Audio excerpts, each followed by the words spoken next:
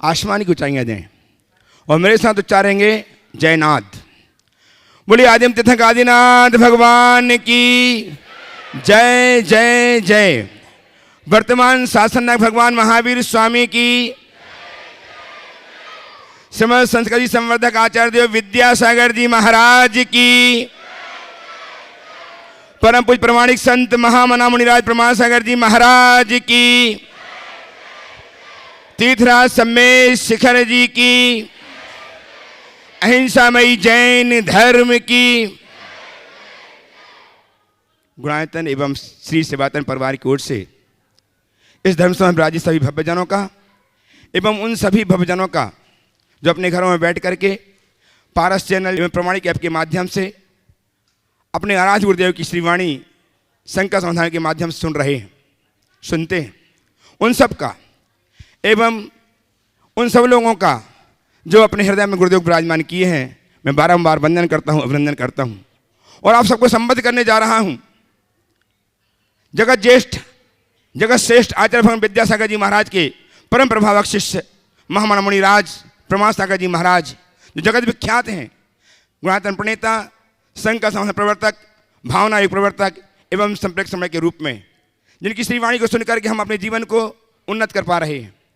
आज हम उस स्थान में विराजमान हैं जो गुरुदेव का मानस चित्र है, जिसे गुणायतन कहते हैं, जहाँ पंचायतन शैली का अलौकिक जन मंदिर बनने जा रहा है, जो पाषाण का है, जिसे देख करके दुनिया दांतों तले अंगुली दबाएगी, और जहाँ हम गुणायतन के माध्यम से देख पाएंगे यात्रा आत्मा से परमात्मा की, और हम कर पाएंगे साक्षात दर्शन समोस्तरण के। ऐसे गुणायतन परिसर में आप सबको गुरुदेव के श्री चरणों से संबद्ध करूं। उसके पूर्व मैं चाहता हूं कि गुरुदेव का वरद हस्त हम पर आच्छादित हो। अतः मेरे साथ उच्चारें, नमोस्तु महर्षि, नमोस्तु महर्षि, नमोस्तु महर्षि। गुरुदेव का मानस चित्र कुछ ही माहों में लोकार्पित होगा और इसमें कारण बन रहे हैं आपका उदात्त भाव, आपकी उदारता। आज भी बहुत सारे लोगों ने अपने आप गुणायतन से जोड़ करके अपने जीवन को धन्य किया है। उनके नाम उच्चार रहा हूं, आप तालियां अर्पित करके उनका बहुमान करेंगे, उनका सम्मान करेंगे। निर्माण निधि के रूप में श्री राम बाबू गोयल दिल्ली से संबद्ध हुए हैं, बहुत बहुत साधुवाद। श्रीमती अमिता जैन, संतोष जैन कानपुर, इन्होंने गुणायतन के स्वर्ण कार्य के लिए स्वर्ण प्रदान किया सोने की अंगूठी के रूप में, बहुत बहुत साधुवाद।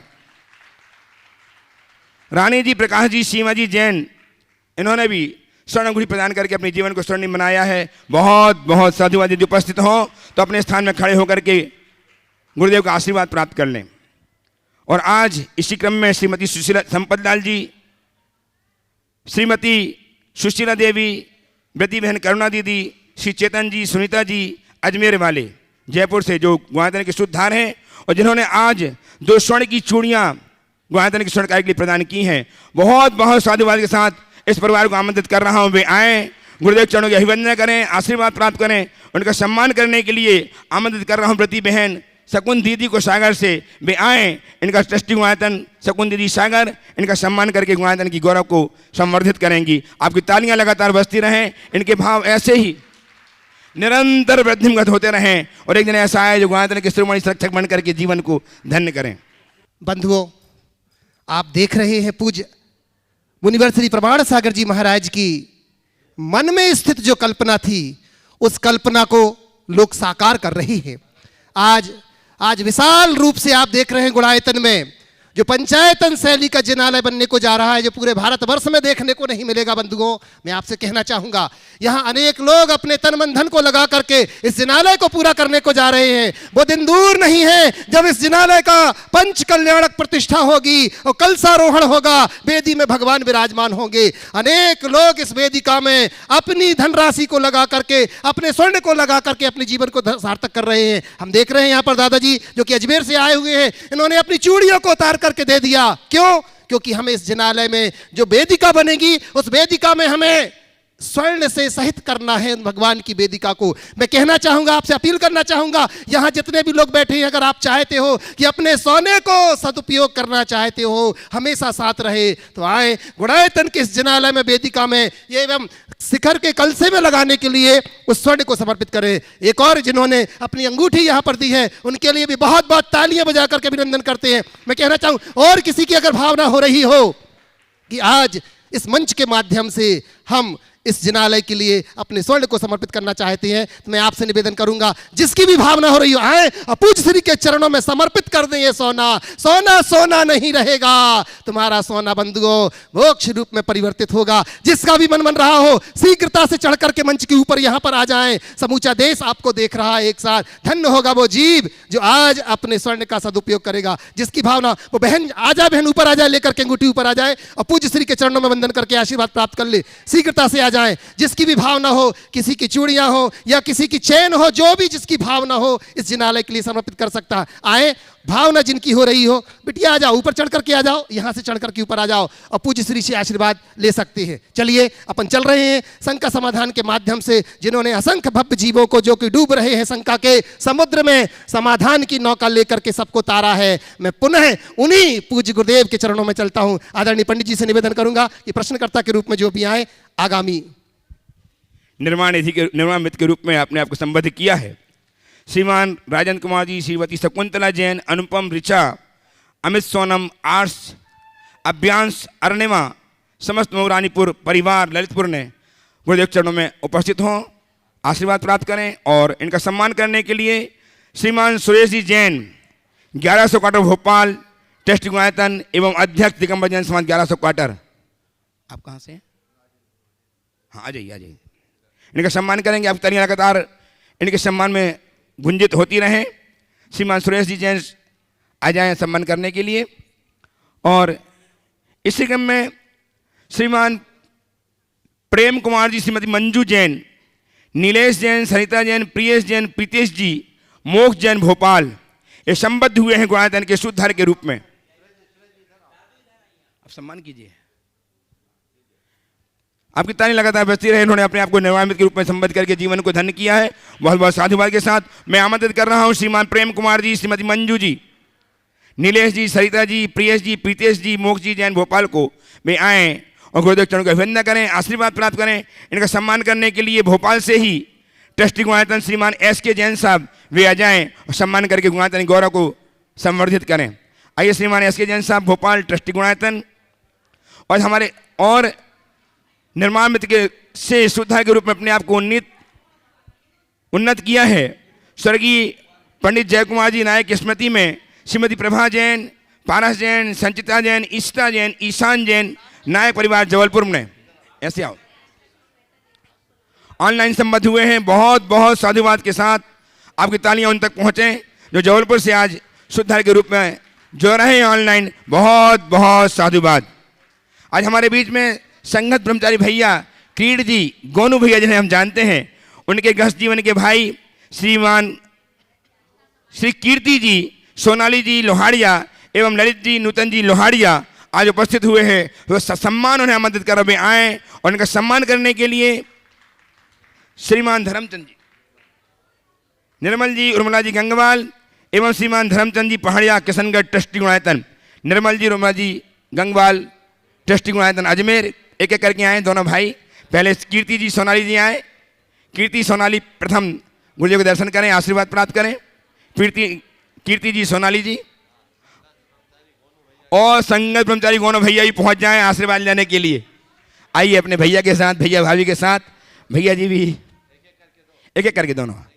पहले श्रीमान निर्मल जी, उर्मिला जी सम्मान करेंगे, आगे बढ़े। आओ भैया, आओ पहुंचो।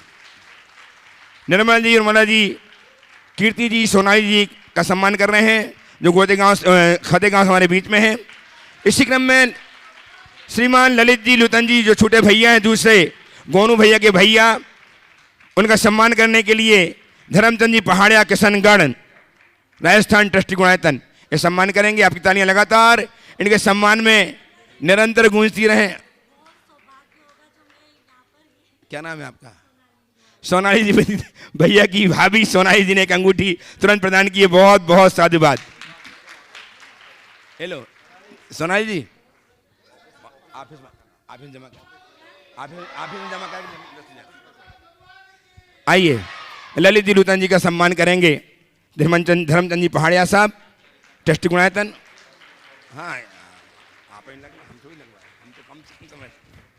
चलिए, और अब मैं इस कार्यक्रम को प्रारंभ कर रहा हूं बिना विलंब किए। पहले प्रश्न के लिए उपस्थित हों प्रोफेसर डॉक्टर अभयजी जैन खातेगांव, प्रथम प्रश्न लेकर के उपस्थित हों। तैयार रहेंगे श्रीमान संजू सलोनी, मेहता रोड, नागौर। अपने स्थान में खड़े होकर प्रश्न करेंगे प्रोफेसर डॉक्टर अभयजी जैन खातेगांव। ओम बोलिए जल्दी से। नमोस्तु गुरुजी, त्रैवार नमोस्तु नमोस्तु नमोस्तु। मेरा प्रश्न यह है महाराज जी, वर्तमान समय में मैं देश में और प्रदेश में देख रहा हूँ, मैंने स्वयं भी अनुभव किया है कि वर्तमान समय में सदाचारी व्यक्ति दुखी है और दुराचारी व्यक्ति सुखी है। ऐसा क्यों, कारण बताएं। मैं नहीं मानता। ओम, सदाचारी दुखी और दुराचारी सुखी कतई संभव नहीं। हो सकता है दुराचारी व्यक्ति संपन्न हो और सदाचारी विपन्न हो, ये तो मैं मान लूँगा, लेकिन दुराचारी सुखी और सदाचारी दुखी कतई नहीं मानूंगा। हाँ, जिन्हें देखकर आप ये सवाल उठा रहे हो वो आपको सुखी दिखते जरूर हैं, पर थोड़ा उनके जीवन में झांक कर देखो, भीतर से तबाही मिलेगी। उनके पास पैसा होगा, रुपया होगा, रुतबा होगा, प्रभाव होगा, प्रतिष्ठा होगी, धाक होगी, धौंस होगी, सब कुछ होगा, पर शांति नहीं होगी। वो तनाव में जीते मिलेंगे। सैकड़ों उनके प्रतिद्वंदी होंगे जिनके डर से वे हमेशा घबराए रहते होंगे। घर परिवार में आपस में संबंधों में मधुरता नहीं होगी, या तो संतान होगी नहीं, होगी तो नालायक होगी। शरीर का स्वास्थ्य ठीक नहीं होगा, कुछ ना कुछ परेशानियां जरूर होगी। समझ गए? वो दिखते हैं, होते नहीं हैं। और जो सच्चे अर्थों में सदाचारी है ना, दूसरे शब्दों में कहूँ कि यदि वो धर्मी है तो उसके पास कुछ भी नहीं होगा, पर खुशी जरूर होगी। महाराज जी नमस्ते। अब बताओ, सुख का प्रतिमान क्या है? पैसा और पावर या मन की प्रसन्नता? बोलो। मन की प्रसन्नता। अब बताओ, ज्यादा प्रसन्न कौन रहता है? सदाचारी। सवाल बदल देना आप। नमस्ते महाराज जी, नमस्ते। उपस्थित हों श्रीमान संजू जी सलोनी जी, मेहता रोड, नागौर। तैयार हैं श्रीमती आशा जी जैन खातेगांव। नमोस्तु गुरुवर। सर, ये मेरा प्रश्न मेरी भाभी संतोष भाभी और सुमन भाई की तरफ से है। महाराज श्री, क्या गाड़ी कार आदि में भाव पूजा करनी चाहिए? थोड़ा माइक को ठीक से लगाइए। ओम ओम। हाँ, गाड़ी कार आदि में भाव पूजा करनी चाहिए क्या? यात्रा में जाते हैं ना, तो भाव पूजा करनी चाहिए क्या? क्या बोल रहे हैं, समझ नहीं। भाव पूजा। हाँ, फिर से बोलो, फिर से उसी को बोलो। महाराज जी, हाँ। ये मेरे अनुज भ्राता ये प्रश्न कर रहे हैं आपसे कि गाड़ी में चलते वक्त क्या भाव पूजा करनी चाहिए? देखो, पूजा पाठ नहीं करोगे तो गप सड़ाका करोगे, उनसे तो अच्छा है भगवान का नाम ही तो ले रहे हो। लेते रहना चाहिए। एक सलाह दूं, आप लोग जितनी भी यात्रा करने वाले हो, चाहे ट्रेन से करो या प्लेन से या बस पे या अपनी कार से, कभी भी दुर्घटना हो सकती कि नहीं हो सकती? तो दुर्घटना टल जाए, दुर्घटना न हो, और यदि कदाचित दुर्घटना हो भी तो तुम्हारी सदगति हो, उसका एक रास्ता बता दूं? हाँ, बता दूं। गाड़ी में बैठो और जैसे ही गाड़ी चलना शुरू करे, मन में संकल्प लो, जब तक ये गाड़ी चलेगी तब तक मेरे तन के अलावा सारे परिग्रहों का त्याग, मौन ले लो, और जब तक मैं भगवान का नाम सुमरूंगा, नमोकार जपो, पाठ करो, पूजा करो और कुछ मत करो। ये तुम्हारा सुरक्षा कवच बनेगा। हाँ, अगले स्टेज जब रुकेगी तब, हमें कुछ भी काम करना रुकना है तब, बस इमरजेंसी को छोड़ के, कोई अर्जेंसी आ जाए तो उसको छोड़ के। पर एक बला तो आप लोग अपने मोबाइल की लेके चलते हो और गप करते रहते हो, तो कहाँ कुछ होता है। अचानक कुछ हो गया तो बहुत सारे लोग हैं जो अपने हाथ में एक सुमरनी लिए रहते हैं और गाड़ी में चलते चलते बस भगवान का नाम ही लेते हैं। आपको ट्रेन में ऐसे आदमी मिले होंगे ज़रूर। तो एक रास्ता है और ये बहुत सम्यक रास्ता है। ये आपके पुण्य के बंध का कारण भी बनेगा और आपके जीवन को सुरक्षा भी प्रदान करेगा। ओ, अगला नाम श्रीमती आशा जी जैन खातेगांव। जिनका नाम बुलाया जाए एक पहुंचेंगे बस। एक श्रीमती आशा जैन खातेगांव और तैयार रहें श्रीमती राखी जी पांडिचेरी। नमोस्तु महाराज जी, नमोस्तु। मेरे परिवार की तरफ से आपको बारंबार नमोस्तु। महाराज जी, प्राचीन समय में जैन समाज के 7 धर्मी बंधुओं का नारा था, हम 2 हम 5 हमारे 7 9। क्या फिर से बोलो। पहले समय में जैन धर्म के 7 धर्मी बंधुओं का नारा था, हम 5 7 9। लेकिन आज की युवा पीढ़ी हम 2 हमारा 1, ये कहाँ तक प्रासंगिक है महाराज जी? हम 2 हमारा 1 नहीं, अब हम 2 हमारा कोई नहीं। नमस्ते महाराज जी। और देख रहा हूँ हम 2 भी अब खत्म हो रहे हैं। ये बड़ी विडंबना है, इस पर विचार करना चाहिए। आज भारत में सबसे ज़्यादा माने कमी जैनियों में है। TFR टोटल फर्टिलिटी रेट सबसे कम 0.49 या ऐसी कुछ है, मैं भूल रहा हूँ, सबसे कम है। और यदि यही स्थिति रही तो अगर जनगणना के हिसाब से देखें, सेंसस के हिसाब से, तो 44.43 लाख है। धीरे धीरे ये भी ख़त्म हो जाएगी। इसलिए अपनी संतति को बढ़ाइए ताकि संस्कृति बनी रहे। नमोस्तु महाराज जी। उपस्थित हों श्रीमती राखी जी जैन पांडिचेरी से और तैयार हैं श्रीमान निखिल जी रारा महामंत्री दिगंबर जैन समाज खातेगांव, साथ में श्रीमती रश्मि जी रारा खातेगांव से। नमोस्तु महाराज जी, नमोस्तु महाराज जी, नमोस्तु महाराज जी। महाराज जी, अगर हमारा सुवा या सूतक लग जाता है तो हम मंदिर में तिजोरी में रुपए डाल सकते हैं। अगर हमारे घर में सुवा या सूतक हो जाता है तो हम मंदिर में या कहीं यात्रा करने जाते हैं तो हम दान दे सकते हैं या तिजोरी में रुपए डाल सकते हैं? डाल नहीं सकते। पात्र दान सूतक की अवस्था में नहीं होता, दूसरों से डलवा सकते, समझ गए? और बोली ले सकते हैं? बोली भी उस घड़ी में ऐसे तो अगर तत्काल कोई काम करना है, अभिषेक करना है तो नहीं कर सकते, शांति धारा नहीं कर सकते। कोई करे उसकी अनुमोदना कर सकते हैं, दूसरों से करा सकते हैं। नमोस्तु महाराज जी। श्रीमती निखिल जी रारा साहब, श्रीमती रश्मि जी रारा खातेगांव और तैयार हैं श्रीमान SK जैन साहब ट्रस्टी भोपाल। पूज्य गुरुवर के श्री चरणों में दिगंबर जैन समाज खातेगांव की ओर से नमोस्तु नमोस्तु नमोस्तु एवं हमारे साथ पधारे विद्या यात्रा संघ के सभी सदस्यों की ओर से त्रिबार नमोस्तु नमोस्तु नमोस्तु। गुरुदेव, प्रश्न तो मेरे मन में 2 हैं। अनुमति 1 की है, बोलो।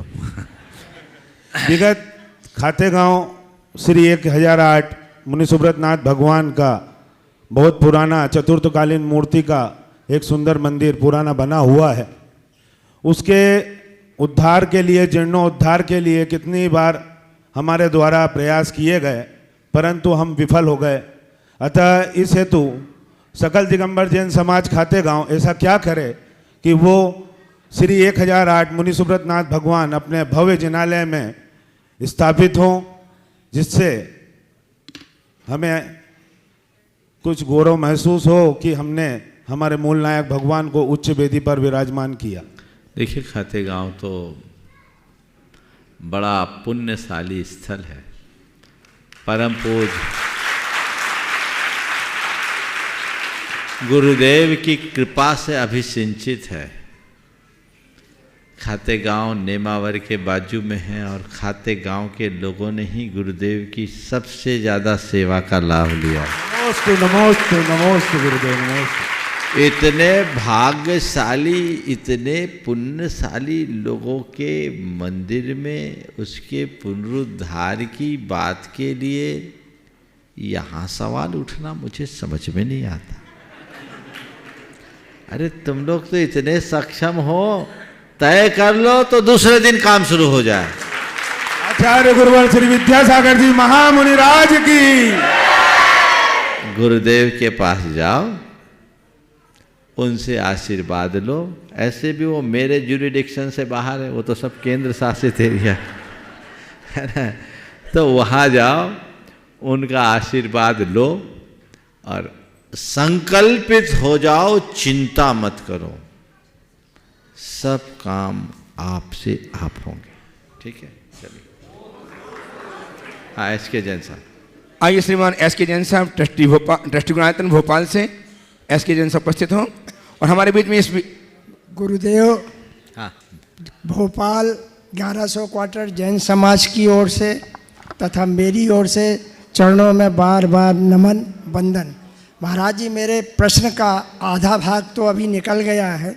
मेरे मन में ये जिज्ञासा है कि जैन धर्म सर्वथा वैज्ञानिक है और इसलिए दुनिया का हर प्राणी इस धर्म के बारे में ना जानते हुए भी बड़ी आस्था रखता है। दुनिया की जो विश्व संस्थाएं हैं उन्होंने भी जैन धर्म के सिद्धांतों को अपनाया है और फॉरगिवनेस जैसी बहुत सारी चीज़ों का अनुसरण करना शुरू किया है। मेरे मन में ये जिज्ञासा है कि जैसे ये जो सूतक पातक होती है, एक तो ये कितनी पीढ़ी तक रहती है, और अगर ये रहती है, क्योंकि आज के बच्चों को अगर ये बोला जाता है तो वो बोलते हैं कि 4 पीढ़ी 5 पीढ़ी के बाद तो ना उन्हें किसी को देखा है और ना उनके बारे में जानते हैं, तो उनकी सूतक पातक को कितना मानना चाहिए और उसका क्या धार्मिक वैज्ञानिक पहलू हो सकता है? बहुत बहुत अच्छा सवाल आपने किया है। सूतक पातक के संदर्भ में कई बार सवाल उठा है और ये ऐसा विषय है जो बार बार चर्चा का विषय बनता है, आवश्यक भी है। सबसे पहले सूतक पातक के अर्थ को समझे, उसके प्रयोजन को समझे।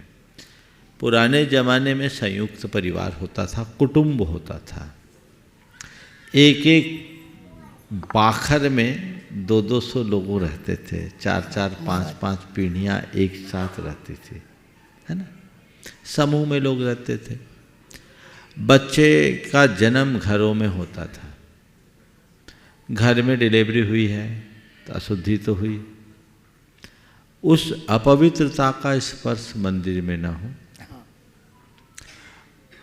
इसलिए ये सूतक पातक का विधान किया गया।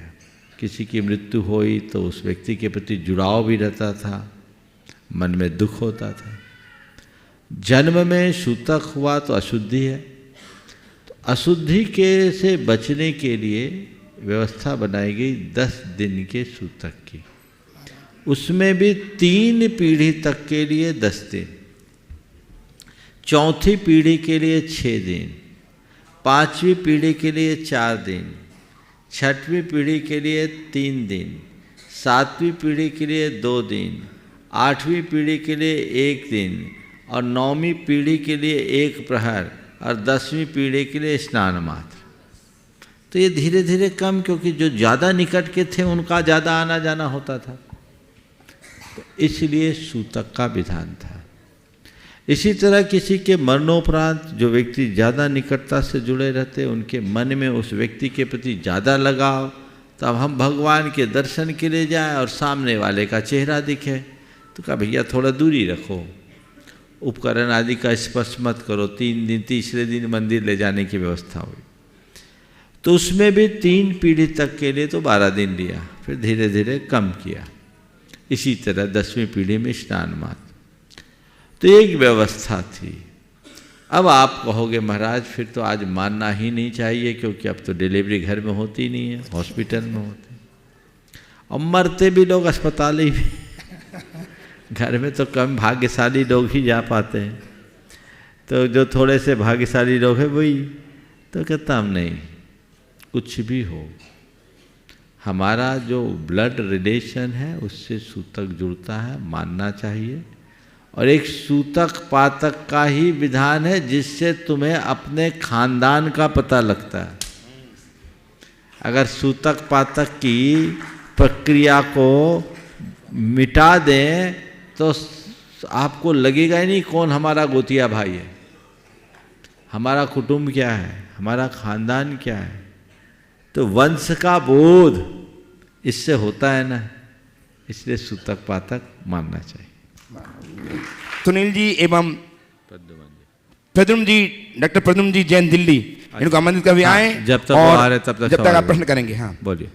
पूज्य गुरुदेव के श्री चरणों में मेरे परिवार का त्रिबार नमोस्तु। मेरे ऐसे भाग्य कहाँ जो गुरु दर्शन नित पाऊं, इंसा ही बन जाऊं, इंसा ही बन जाऊं। गुरुदेव, जिज्ञासाएं तो कई होती है, लेकिन आपके दर्शन मात्र से वो सारी जिज्ञासाएं शांत हो जाती है। सीधी रेखा नहीं जिंदगी, इसमें बड़े घुमाव है। चेहरे पर मुस्कान दिख रही, दिल में गहरे घाव है। कहीं राह में सुस्ताने को सब्ज सजर की छांव है, और छाले किसे दिखाऊं पांव के, सभी नंगे पांव हैं। इस पंक्ति का अर्थ आपके मुख से सुनना चाहता हूं पूज्य गुरुवर, कृपा करें।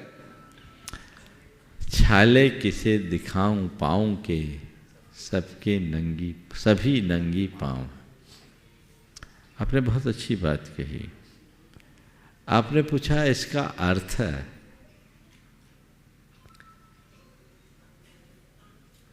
इसके अर्थ में मैं ज़्यादा कुछ नहीं कहूँगा, एक ही बात कहूँगा कि इस संसार में जितने भी जीव हैं वे सब कहीं न कहीं से दुखी हैं, और दुख ये संसार का स्वभाव है, समझ गए। इसलिए कभी कोई दुख आए तो घबराओ मत, उसे स्वभाव मानकर हम अपना ठहराव बना ले तो ये भाव ही बदल जाएगा। ऐसा प्रयास होना चाहिए। आइए श्रीमान प्रकाश जी सेठी, श्रीमती पूछेगी महाराज। हाँ बोलो। मेरे गुरुवर के चरणों में बारंबार नमोस्तु नमोस्तु नमोस्तु।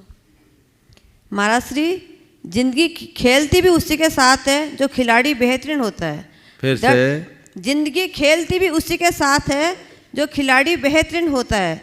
दर्द सबके क्या रहता है? खिलाड़ी बेहतरीन होता है, बेहतरीन। हाँ। दर्द सबके एक से हैं, मगर हौसले सबके अलग अलग है। कोई हताश होकर बिखर जाता है तो कोई संघर्ष करके निखर जाता है। गुरुदेव, ऐसा क्यों होता है?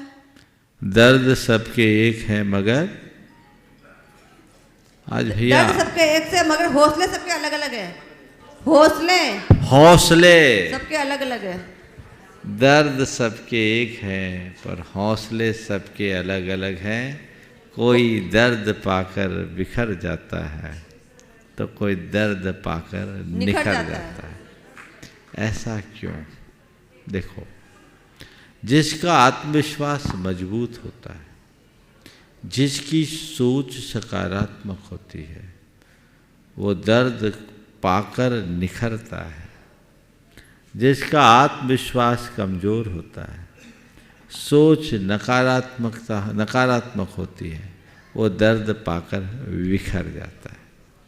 अपने आप को मजबूत बनाओ। दो तरह के प्राणी होते हैं, कांच जैसे और सोने जैसे। कांच पर हथौड़ी का प्रहार पड़ता है, कांच चकनाचूर हो जाता है, और सोने पर हथौड़ी का प्रहार पड़ता है, सोना दमक उठता है। जिनका स्वभाव सोने जैसा है वो पल पल दमकते हैं। उनमें निखार आता है। और जिनका स्वभाव कांच जैसा है वो चकनाचूर होते हैं। अपना आत्मविश्वास, सकारात्मक सोच, आशावादी दृष्टि, ये ऐसे उदात्त गुण हैं जो तुम्हें हर दर्द को सहने की शक्ति और सामर्थ्य देता है। और ये तुम्हारे भीतर विकसित हो जाए तो हर दर्द तुम्हें मजबूत बनाएगा, निखरने में सहायक बनेगा। नमोस्तु महाराज। आइए गुणातन के संरक्षक श्रीमद प्रकाशन जी सेठी, श्रीमद चंद्रा देवी सेठी रांची से गुरुदेव चरण का अभिवंदन करें, आशीर्वाद प्राप्त करें, उनका सम्मान करेंगे। गुणातन के CFO श्रीमान सुनील जी जैन देहरादून एवं श्रीमान डॉक्टर प्रद्युम्न जी जैन दिल्ली। और तैयार रहें प्रश्न के लिए श्रीमान नूतन जी, रज कुमार जी लोहाड़िया खातेगांव, गोनू भैया जी की भैया भाभी आ जाए, प्रश्न प्रस्तुत करें।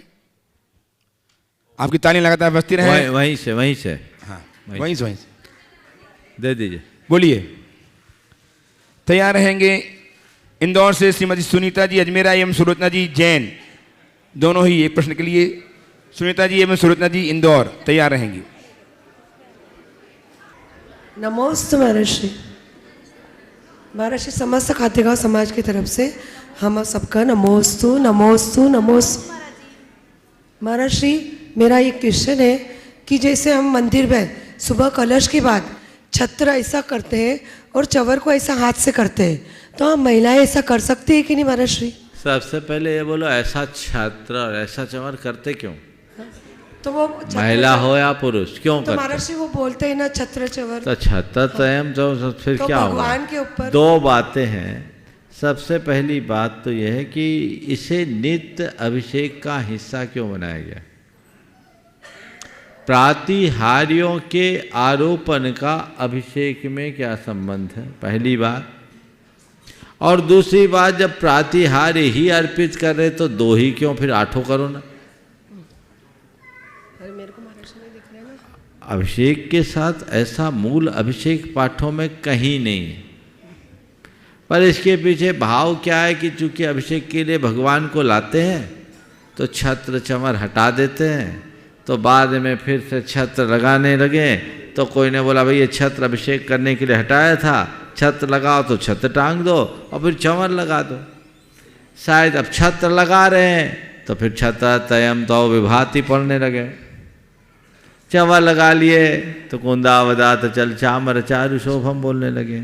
अब जब छत्र बोलने लगे तो फिर क्या ये छत्र ही हम बना दे, हमारे हाथ में तो छत्र है नहीं, छत्र तयम तो विभाति।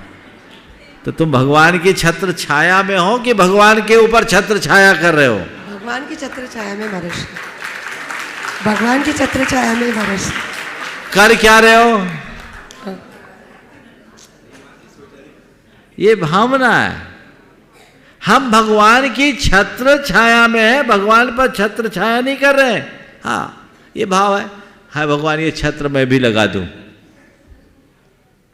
चमर तो ये है। तो ऐसा करने की कोई जरूरत नहीं है।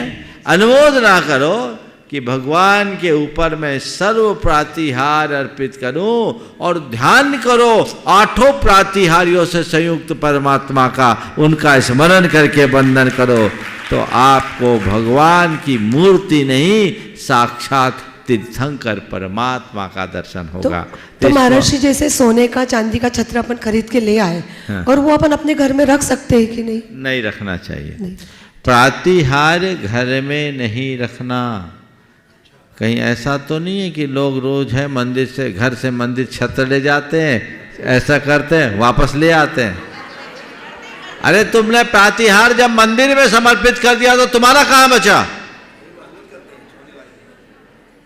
तुमने भगवान को समर्पित किया कि नहीं किया?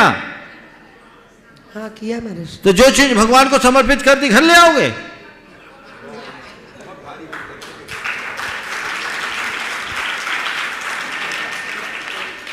हमको तो समझ में नहीं आता ऐसा क्या है।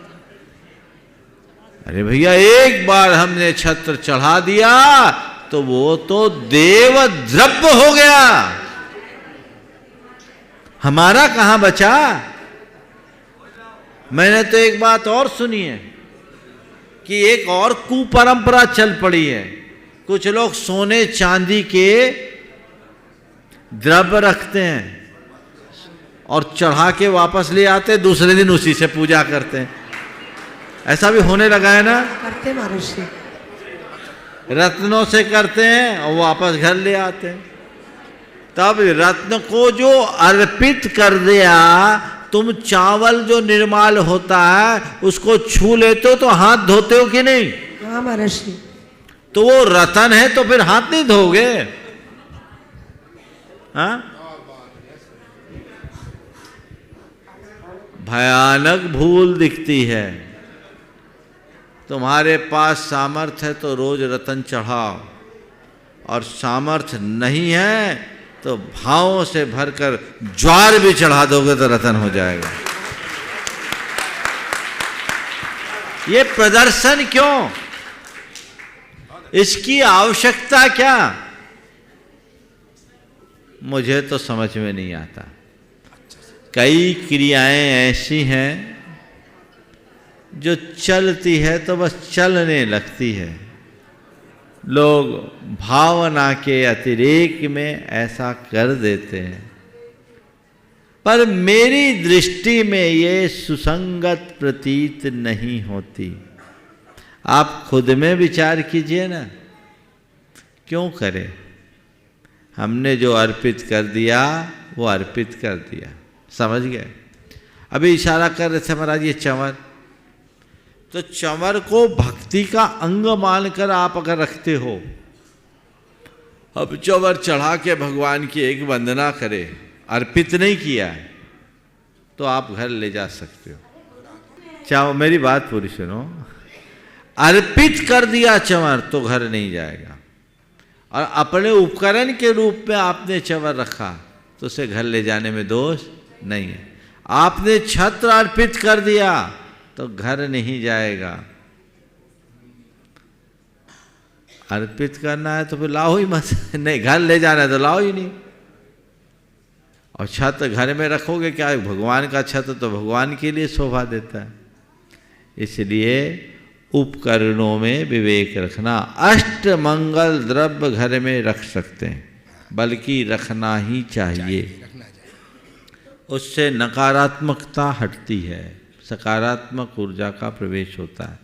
तो अष्ट मंगल रखिए, अष्ट प्रातिहार्य नहीं। समझ गए? और बोलिए। हाँ, ले जा सकते हैं। चंवर चढ़ाए नहीं है तो चंवर को भी रखोगे तो वो आपका पूजन का उपकरण है। हालांकि अष्टद्रव्य में चंवर नहीं है, कायदे से चंवर तो भक्ति का अंग है, मंदिर का ही होना चाहिए और मंदिर में ही रहना चाहिए। श्वेतांबर परंपरा में मंदिरों में चंवर होते हैं, खूब अपने यहाँ भी होते हैं, लेकिन लोग विधानों में निकालते, बाकी लॉक करके रख देते या टांग के रखते हैं। वहाँ लोग भगवान के मंदिर से चंवर उठा करके अभ्यर्थना करते। अब लोग अपने अपने निजी रखने लगे हैं। तो अब मैं इसके विषय में कहूँगा तो इतना ही, अर्पित नहीं किया तो कदाचित घर रख सकते हो, पर ये उपकरण है। मंदिर के उपकरण को मंदिर में दान देना चाहिए, ये घर में रखने की चीज़ें नहीं। हाँ, अष्टमंगल, हाँ चंवर, ठीक है, अच्छी बात बोली। अष्टमंगल में चंवर भी एक मंगल है। हाँ, तो अष्टमंगल के तो 8 मंगल रखो, एक नहीं रखो। छत्र लेकिन चढ़ा दिया छत्र, वो कैसे घर रखोगे? क्या बोल रहा हूं मैं? जो अर्पित कर दिया, चाहे वो छत्र हो या चंवर, वो घर नहीं आना चाहिए। चलिए, इंदौर से श्रीमती सुनीता जी अजमेरा। हाँ बोलो, अपना नाम बोल दो। सोनाली लुहाड़िया। हाँ बोलो। हमारा प्रश्न है महाराज जी, अनंग सरा जैसा तप, कैकई जैसा युद्ध में पति की सहायता। फिर से। अनंग सरा जैसा तप, कैकई जैसा युद्ध में पति की सहायता, अनंतमती जैसा ब्रह्मचर्य, अंजना सती जैसा धैर्य, ब्राह्मी और सुंदरी जैसा पिता का स्वाभिमान, ये हम महिलाएं अपने जीवन में कैसे लाएं महाराज जी? बहुत सुंदर। अनंग सरा, कैकई, अंजना और ब्राह्मी सुंदरी, बहुत अच्छा कैरेक्टर आपने चुना। आपने पूछा है ऐसा हम अपने जीवन में कैसे चरितार्थ करें। मैं तो कहता हूँ ये पांचों हो जाए तो सोने में सुगंध है, कोई एक कोई पकड़ लो तो जीवन का उद्धार हो जाए। ये सब कब होगा? ये सब कब होगा? ये सब तभी होगा जब हमारी उन जैसी निष्ठा होगी।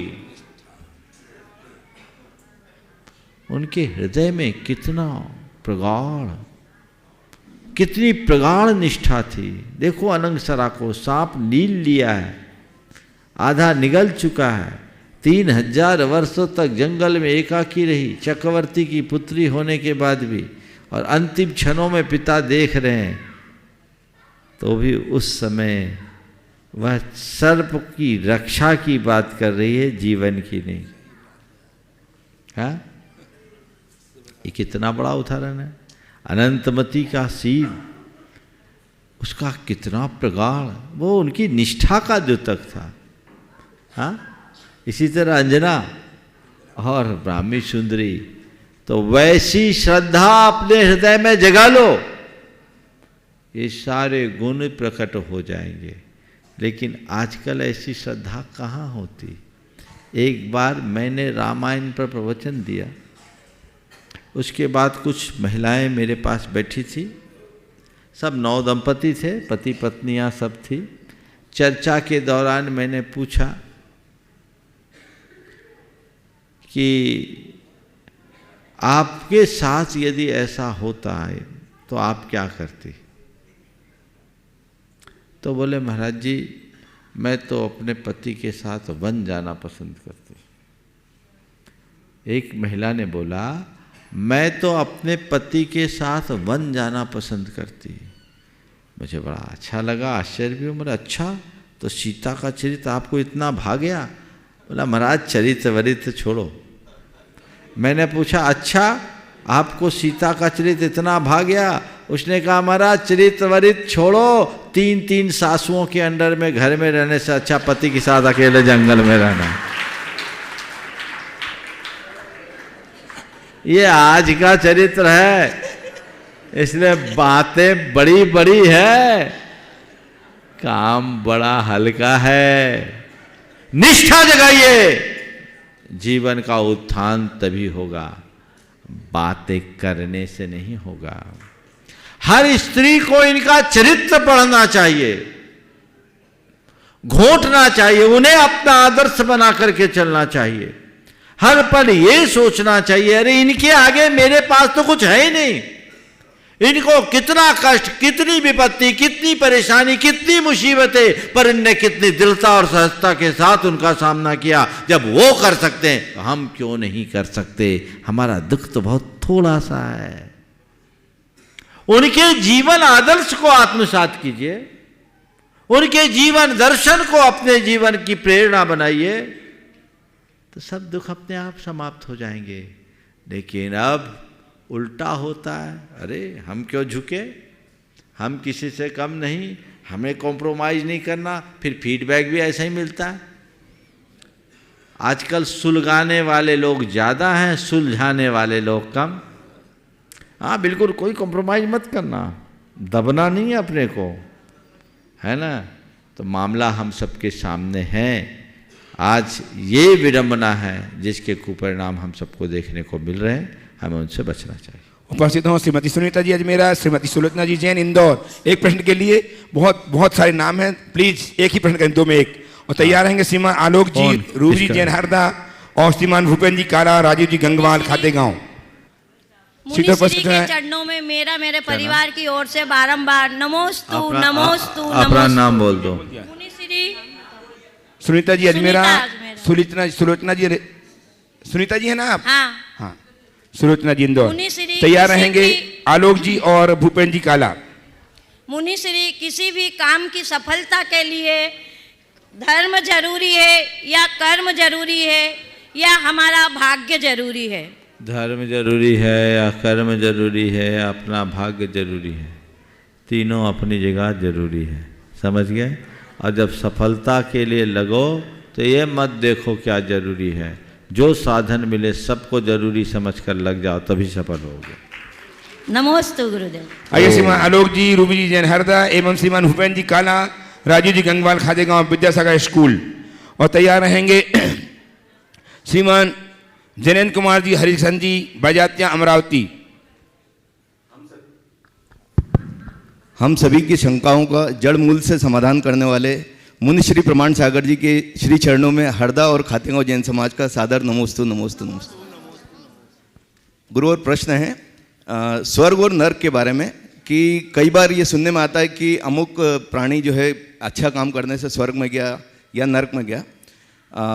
तो गुरुवर ये समझ नहीं आता कि नर्क और स्वर्ग आखिर समझे कैसे कि भाई वर्तमान में होता क्या है, और वर्तमान में आज के बच्चों को हम कैसे बताएं कि स्वर्ग क्या है नर्क क्या है, क्योंकि वो तर्क करते हैं। और देखो बहुत अच्छा, एक बार ऐसे एक बच्चे ने मुझसे कहा कि महाराज जी स्वर्ग और नर्क को हम कैसे जानें, स्वर्ग नर्क दिखता तो नहीं। बोला बिल्कुल नहीं दिखता, पर ये हमारे आस्था के विषय हैं, हम इन्हें प्रत्यक्ष नहीं देख सकते पर अनुमान से जान सकते हैं। देखिए, संसार में कोई भी व्यक्ति कितना भी सुखी क्यों ना हो, उसके सुख की एक सीमा है कि नहीं? हाँ, जिसके पास सर्वाधिक सुख साधन है, क्या वो अंत है? क्या उससे आगे भी कुछ हो सकता है? हाँ, आगे हो सकता है ना? माइक कहाँ है आपका? हाँ, हो सकता है ना? हो सकता है। इसी तरह संसार में बहुत सारे दुखी जीव मिलेंगे, हाथ पैर कटे हुए हैं, गलित कुष्ठ है, खाने को कुछ नहीं है, तन पर बैठी मक्खी को भगाने में भी जो लाचार है, इस तरह के लोग मिलते हैं। बहुत दुख, मरना, कष्ट है ना, जिसको देखकर सामने वाले का हृदय द्रवीभूत हो जाए। क्या ये आखिरी दुख है कि इससे आगे का भी दुख है? और भी हो सकता है। दुख है पर वो सह रहा है, सुख है पर उसकी भी एक सीमा है। तो इस संसार का जो सुख है उससे ऊपर का सुख भोगने का स्थान स्वर्ग है, और इस संसार में जो दुख है इससे और नीचे का जो गहरा दुख है उसे भोगने का स्थान नरक। मान सकते कि नहीं? मान सकते। हाँ हाँ, ये आखिरी नहीं है, इससे आगे का जो है वो है। तो हमें सुख भी भोगना है और दुख भी भोगना है। जो अच्छा करता वो सुख भोगता है, बुरा करता वो दुख भोगता है। तो नरक और स्वर्ग क्या है? दुख और सुख भोगने का आश्रय स्थल, जो मनुष्य अपने पापों और पुण्य के परिणाम स्वरूप भोगता है। तो हमारा पाप जितना गहरा होगा, हम अपने जीवन को उतना दुख और कष्टों से भरेंगे, और जिसका पुण्य प्रबल होगा उसके जीवन में उतने ही सुख साधन मिलेंगे। भूपेन जी काला, राजीव जी गंगवाल, विद्यासागर खातेगांव। और तैयार हैं श्रीमान जयंत कुमार जी हरिकिशन जी विद्यासागर यात्रा सिंह खातेगांव का बारंबार नमोस्तु नमोस्तु नमोस्तु। महाराज श्री, बहुत दिनों से एक प्रश्न दिमाग में घूम रहा है कि आपसे उसका समाधान चाहूँगा। सची इंद्राणी जब तीर्थंकर बालक को उसकी माता के पास से जब बिना अनुमति ले जाती है तो उसे चोरी का दोष लगता है क्या? सची इंद्राणी भगवान को लेकर निकलती है तो उसे चोरी का दोष लगता है कि नहीं? देखो, क्रिया को देखे तो चोरी तो है, उस पर अधिकार तो माँ का है, और माँ को मूर्छित करके छल पूर्वक ले जाना है ना, गहरी नींद में सुला दिया, तो चोरी तो है। समझ गया? चोरी है।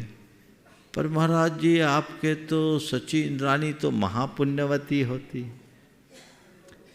इस चोरी के बाद फिर उसको तो उसका पाप लगना चाहिए, लगना ही चाहिए, लेकिन नहीं लगता। क्यों? ये चोरी एक नियोग है। क्या?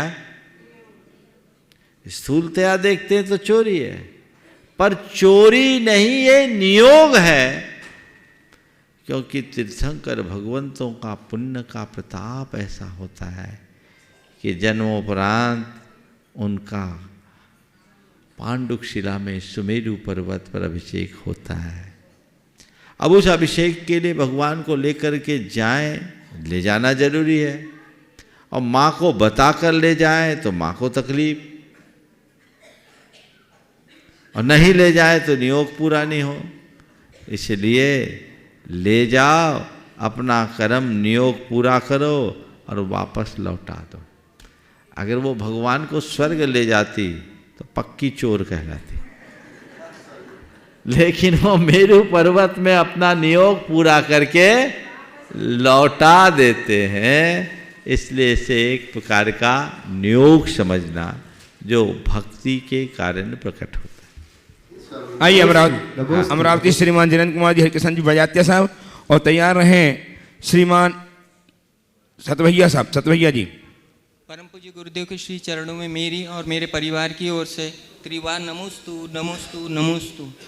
हे गुरुवर, वैयावृत्ति को अंतरंग तप में क्यों लिया गया, इसका क्या फल है? देखो, वैयावृत्ति सेवा का भाव है। सेवा तब तक कोई किसी की नहीं करता जब तक उसका मन उतना समर्पित नहीं हो। इसलिए इसे अंतरंग तप के अंतर्गत कहा गया। उससे विनम्रता भी आती है, मन की ग्लानि भी दूर होती है, सामने वाले में सनाथता का भी भाव आता है। इसलिए सेवा भाव को प्रमुखता दी गई।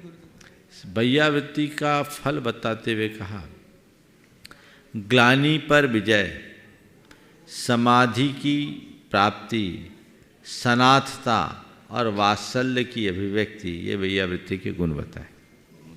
श्रीमान राजकुमार सतभैया एडवोकेट सागर से उपस्थित हों और तैयार हैं श्रीमान 1100 क्वार्टर के अध्यक्ष श्रीमान सुरेश जी जैन भोपाल, ट्रस्टी गुणायतन। नमोस्तु महाराज जी, नमोस्तु। सागर दिगंबर जैन समाज और सतविद्या परिवार की ओर के आपके लिए बारंबार नमोस्तु नमोस्तु। महाराज जी, युग के आदि में भगवान आदिनाथ ने लोगों को अजाज अवस्था में असी मसी कृषि और शिल्प का उपदेश दिया था। उन्होंने जब दीक्षा ली तो इक्षुरथ से हाल लिया। तो अनादिकाल से मनुष्य शाकाहारी रहा है, उसका स्वभाव भी शाकाहारी है। परंतु युग के परिवर्तन के साथ आज दो तरह के मनुष्य पाए जाते हैं, एक शाकाहारी और दूसरे शाकाहारी के साथ मांसाहारी।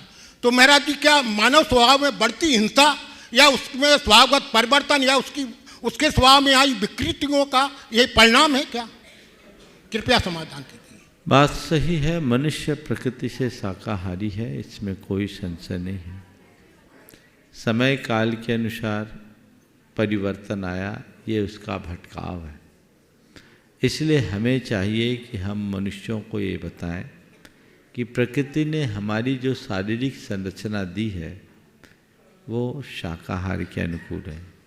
शाकाहारी और मांसाहारी प्राणी के शरीर में बहुत अंतर होता है, जैसे हमारे दांत और मांसाहारी के दांत में अंतर होता है। हमारे दांतों के जबड़े अलग होते हैं, मांसाहारी के दांत नुकीले होते हैं, हमारे दांत अपेक्षा के चपटे होते हैं। मांसाहारी प्राणी जीभ से पानी पीता है, हम जीभ से पानी नहीं पीते। जितने भी शाकाहारी हैं वो ओठों से पानी खींचते हैं। मांसाहारी प्राणियों की आंतें छोटी होती है, शाकाहारी प्राणियों की आंतें लंबी होती है। मांसाहारियों के नाखून बड़े होते हैं, तीक्ष्ण होते हैं। शाकाहारियों के नाखून बहुत अपेक्षाकृत कम नुकीले होते हैं और बड़े भी नहीं होते। तो ये कुछ ऐसे अंतर है जो इस बात को दर्शाते हैं कि प्रकृति ने हमें जो शरीर दिया है वो शाकाहार के अनुकूल है और हमें वही करना चाहिए। आइए श्रीमान सुरेश जी जैन अध्यक्ष दिगंबर जैन समाज 1100 क्वार्टर भोपाल एवं गुणायतन, और तैयार रहेंगे मोनिका जी विनीत जी जैन जयपुर। सुरेश जी का सवाल नहीं है। सुरेश जी नहीं है, मोनिका जी विनीत जी जयपुर उपस्थित हो जाएं। और तैयार हैं श्रीमान अनूप जी खंडवा, अनूप जी बजाता खंडवा। दीजिए जल्दी से, इधर ये सीखता कीजिए। मोनिका जी विनीत जी उपस्थित हो जाएं। और इस बीच में श्रीमती आसाधना जी श्रीमान राकेश कुमार जी ग्यारसपुर वाले, इन्होंने एक सोंगटी की अंगूठी स्वर्ण कार्य की प्रदान की। बहुत बहुत साधुवाद। अपने स्थान में खड़े होकर के आशीर्वाद प्राप्त कर लें। श्रीमती साधना जी जैन, राकेश जी जैन। ओ बोलिए। महाराज जी के चरणों में बरजाता परिवार खंडवा और दिगंबर जैन समाज खंडवा की ओर से त्रिबार नमोस्तु नमोस्तु नमोस्तु। गुरुवर, मेरा प्रश्न एक छोटा सा है। जो धर्म से जुड़ा हुआ है। मैं इतना सा आपसे खाली पूछना चाहता हूँ कि आजकल की युवा और छोटे बच्चे जिस तरह मंदिर की क्रियाओं से विमुक्त होते जा रहे हैं, तो मैं इस शंका समाधान के इस मंच से आपसे गुरुदेव पूछना चाहता हूँ कि अपन ऐसा क्या करें कि जो मंदिर से जुड़े, क्योंकि आज अष्टमी और 14 के दिन भी बच्चों को बारंबार बोल के मंदिर भेजना पड़ता है कि आज अष्टमी है 14 से। आप कल हैं यहाँ पर? जी गुरुदेव। आपके प्रश्न को लंबित रखता हूँ, ओवर समाप्त हो गए हैं। जी जी, प्रश्न अच्छा है। हाँ जी। कल इस पर चर्चा करेंगे। नमस्ते। आज के सत्र को नमस्ते। परम पूज्य गुरुदेव के चरणों में नमन अर्पित करते हुए यहीं पर विराम। बोलिए परम पूज्य आचार्य गुरुवर श्री विद्यासागर जी महाराज। जय जय जय।